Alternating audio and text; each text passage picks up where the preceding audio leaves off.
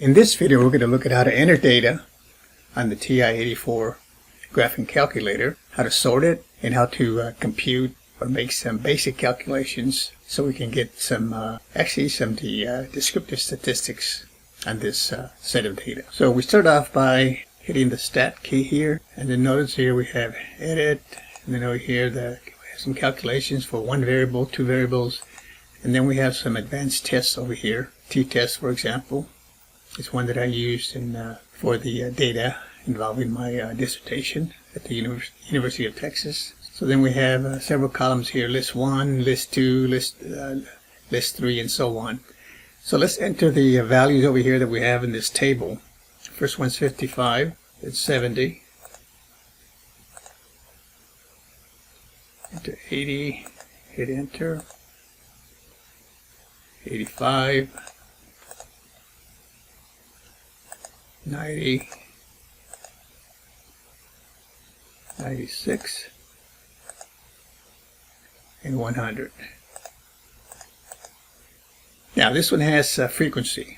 So I have 55, 3 values of that, 70, 2 values of that, and so forth. We can assume these are maybe test scores. But for right now, let's just look at the data we have right now. So disregard the frequency for now. And let's suppose we want to compute some information on this data. So we have hit the set key and then over to calculate, and we're one variable. So let's hit enter there. Okay, we have list 1, and then again I'm going to not use the frequency list here, so I'm going to delete this one and then go to calculate and then hit enter.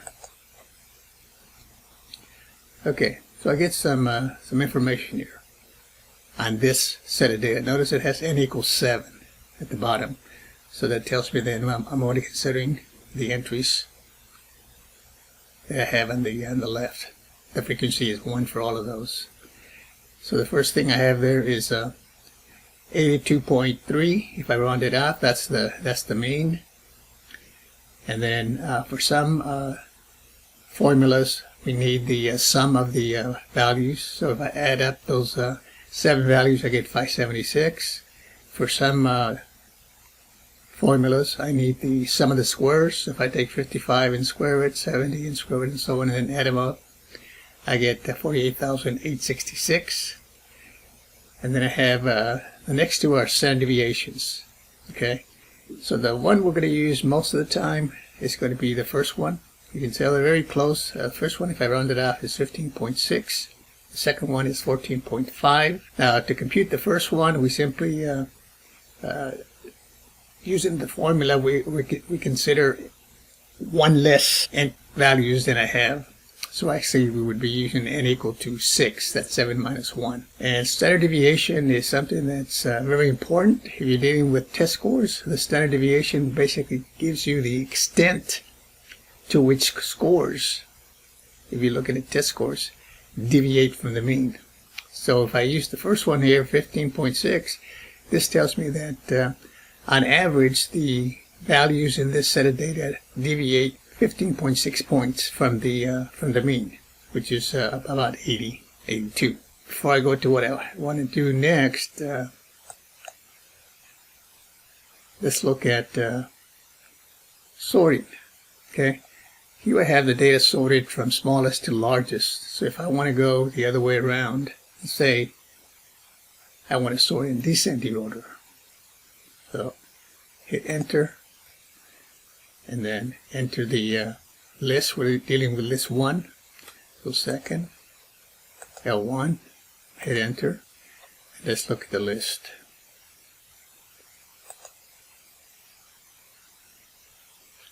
Hit enter. So now I have the going from the largest to the smallest. Okay. Now let's go back to stat. Now let's put it back the way it was. Sort ascending. So hit enter. Again, L1. Hit enter. I go to second and then edit. And now it's back from smallest, 55, to the largest, which is 100. Okay.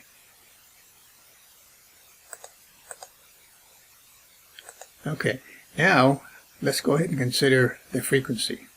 So let's say we have a score of 55, and that's repeated 3 times. A score of 70, that's repeated twice, and so on.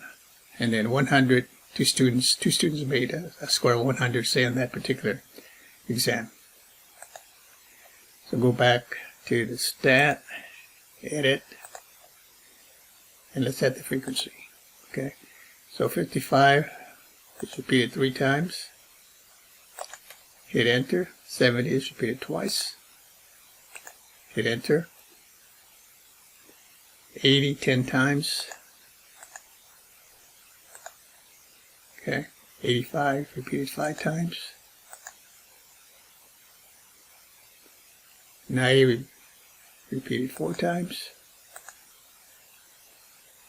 96, 2 scores of 96, hit enter, and then 2 scores of 100. Let's suppose we want to obtain descriptive statistics on this data. Go to set, and I want to calculate, and then again it's going to be one variable, so hit enter.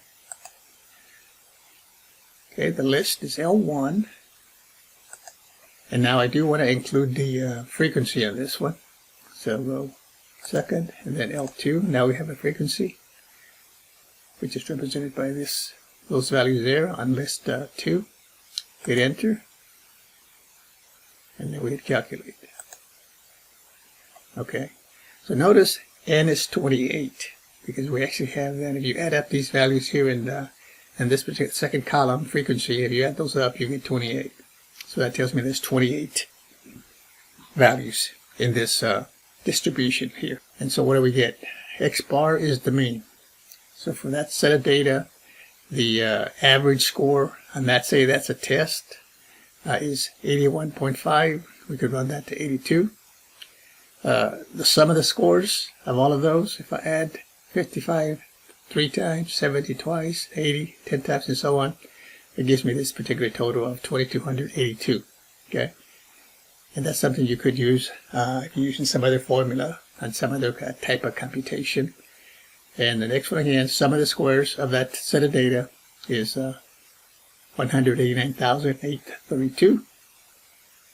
But again, the most important part, if you're a teacher looking at data, is of course the mean. What's the standard deviation? So again, we're going to look at the first one here. Again, that means that the scores on this particular exam on average deviate from the mean by 11.9 points. Suppose every student made a score of 80 on the test. Every student scored 80 on the test. What would the standard deviation be? Think about that. 0. It would be 0 because, again, there's no deviation. Every score is the same. And then notice here the number of values or scores is 28.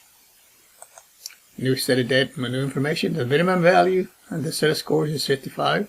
Okay, more new information here. The first quartile is 80. That means that 25% of the scores are below 80.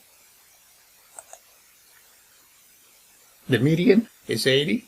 That means 50% of the scores are less than 80. Notice again, the third quartile, Q3, is 90.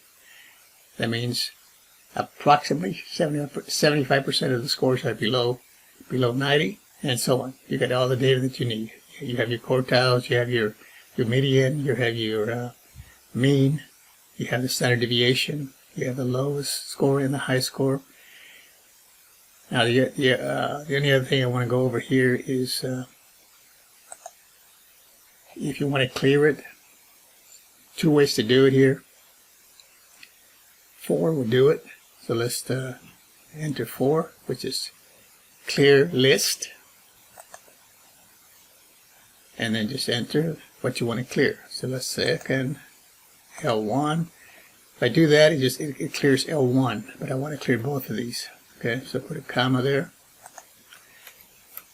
Second, L2, hit enter, done. Okay, so let's go back and check. And you can see now it's clear. So again, you can do some more advanced calculations if you go to tests. But we just went over the very basic or descriptive statistics of this data. Thanks for watching. We'll see you next time.